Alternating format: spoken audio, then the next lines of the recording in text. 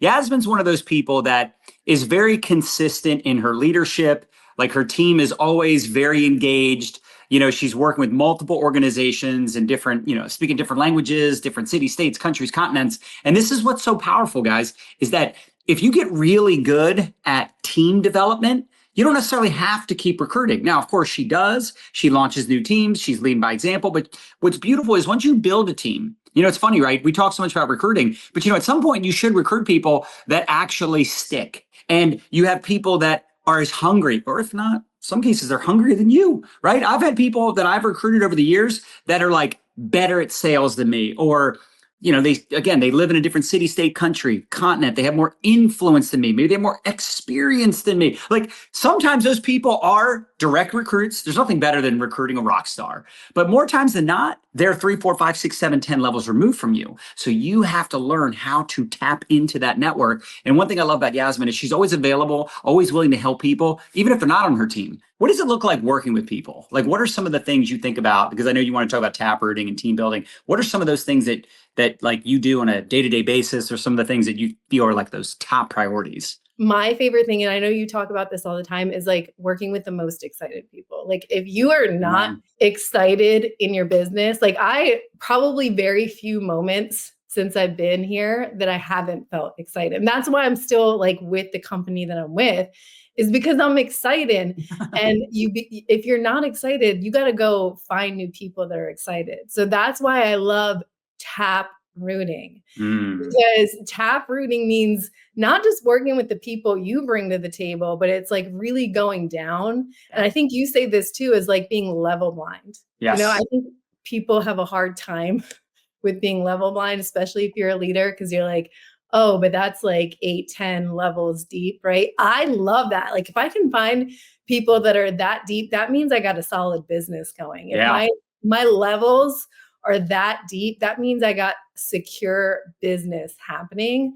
And so I don't care where they are. If they're excited, I want to feed that energy, because it also feeds my energy to go find the people. It's finding who. And by the way, the opposite is true. When you spend your time with people that are like not plugged in, not working, not going to the event, like they're like a Debbie Downer, that affects you in the wrong direction, right? And it's like all of a sudden you're like, oh God, like when you're working in depth with the newest people, it's not like you're doing all the work, especially if you have like some leadership development, but you're involved in those relationships, you're supporting those people. A lot of times they know they're deep on your team. They kind of know there's like 3, 4, 5, 6, 7, 10 people between you and them. So it's a weird thing. It's almost like they have more appreciation for your support and help. And you never know. What if your business falls apart? What if a top dog leader leaves? Like we've had these things happen over the years. So yeah, taprooting is such a. Now, can you explain what taprooting means in your definition? Because some people know that term. That was one of the first things one of the first skills I learned in this business. Grateful for that too. But yeah, it's basically like, it's one thing if we bring our own people to the table, right? And they're like rock stars, but the truth is someone knows someone that knows someone that knows someone that knows someone that could explode your business. So I'm always like very hyper like aware of who's coming to the table, like even customers, like who are excited customers, who are customer sharing, and not even just mine. Like I'm paying attention to my people's people, because you just never know like who. How do you see a customer? Is it from groups? Is that how because if it's not a personal customer, how do you know about that situation? Yeah. So we run like VIP customer chats. We run our 5-day reset chats, and we have our Facebook group, our ATM group. So I'm paying attention to because I get notifications, right? When people are tagging on posts that I put up, or who's like showing up in our chats all the time. And I'm like, who's that person? If I don't know them, I figure out like, who's the person that brought them in. And I'm like, tell me about that person. Like, what do they do? Like, just trying to figure. And then I try to like establish a relationship with that person too. Because like I said, it's not about who you know, but it's about who someone else knows. And you don't have to have a huge network, right? Like if you're in this industry, like you don't have to be this big influencer. You don't have to have this huge network. It's just finding people through people. And that's honestly like one of my favorite favorite things about network marketing is It's like like, striking gold. It's like, or striking oil. Like, it's like, oh my gosh, like you found this like rock star 6 levels removed and it was like somebody's customer. It's like the most like, whoa, like that's crazy. I mean, that's our it's business, so right? We're cool. networking through people to market our product. And then like, what if you meet somebody that like has a team in another country, right? Right. Or that lives in another country and they build up this big business under you in another country. Like that's cool, right? Yeah. Like I'm sure John thinks it's cool that he has leaders in Hawaii, right? Like, Again, this is the power of networking through people. And you should continue building up your own network. You should build up your own influence. But Yasmin hit the nail on the head. You might enroll somebody that has more influence than you, that has more credibility. That back when I first started earning 6 figures, one of the things I did was I started going after, we called them A players, but it was business owners, people that, were self-employed or they were like lawyers or appraisers, they were real estate, like those types of people.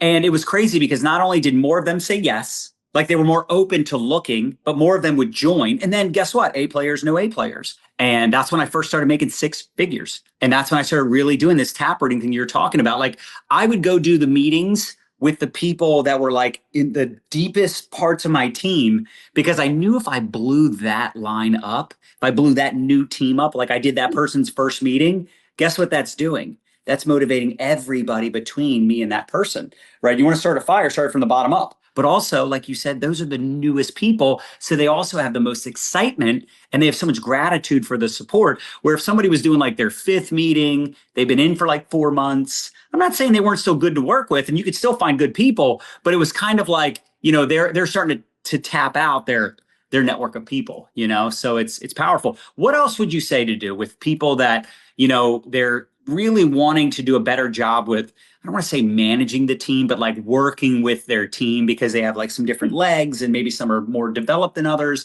What are some of those things that you could share? focusing on business building activities, like things that'll move the needle forward, right? Like not, I mean, yes, we gotta post on social media. Okay. We gotta post in stories. We gotta let people know we're open for business, right? Like people gotta know we have a business for them. We got products for them. We have something that they need. So we gotta let them know like our storefront is open. But we still got to do the things that actually move the needle forward. And that's business building activities. So that's kind of what I've been, focusing on. We just actually did a fun challenge with that, was like focusing on business building activities, the things that move the needle forward. And part of that is like expanding your network, right? So finding people on social media, but then having conversations with people. I look at Facebook. I like take time. I have like my networking hour where I'm adding people and I'm having conversations with people. So that's another thing, is like just like showing them like, what is it, like these excited people, right? When you're taprooting them, like what are the things that move the needle forward? So expanding network, conversations, following up. You got to be talking to people about your product, right? Your business, right? And then referral posts. Because I don't know if I've ever told you this, John, but I look at referral posts. So I don't know if you guys know what referral posts are, but it's getting people to share about your product or business on their page, right? Maybe they're not necessarily in your business. Maybe they're your customer, right? Are they willing to share a post about your products? I look at that, John, as like a home party. I used to do home parties, pray that people would show up, at least one person, right? But now it's like, that's basically the equivalent to me. It's like you give them a post to put on their wall, get exposed to their network, and you know that at least, hopefully, right, at least 5 or 10 people are going to see that post. Like to me, that is amazing. So I include that as business building activities too. So I would say like those 5 activities, like if you're constantly doing that and you're consistent and disciplined with that every day, it's going to compound into massive results. Very, very, very effective. And if you're constantly getting people to put posts up, you're also bringing new people into your network, right? Like it's really amazing. I always get new customers because of that strategy right there. Don't you agree? It's just like getting creative. It's sometimes we get so caught in the minutia of building this business. And like you said, we're like posting and praying, we're talking to the same people over and over again. And we're not building new relationships, making new connections. We're not finding ways to get like people on our team into action or our customers into action. And once you start to look at everybody as like a doorway, right? Like everybody knows people you don't know. So my mindset is like, I want to know everybody you know.